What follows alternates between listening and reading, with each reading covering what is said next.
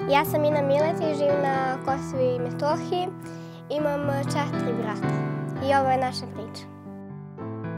Ja sam Marijan Miletić, imam 35 godina, iz Leška sam, rodom, živim u Leposaviću na Kosovu i Metohiji. Moja zdravstvena situacija je veoma komplikovana.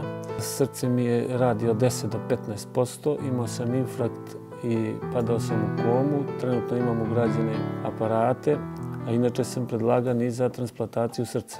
Radno sposoban nisam jer sam 95% invalid i ništa fizički posao ne smijem da radim, a ja svoje porodici trebam da bih ih izveo na put.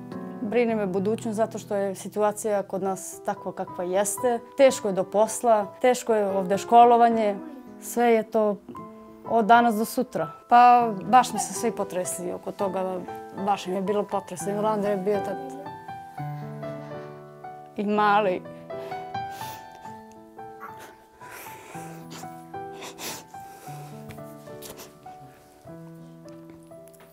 Ja sam ovdje rođen i naravno nikada ne bih napustio svoje ognjište, svoju dedovinu.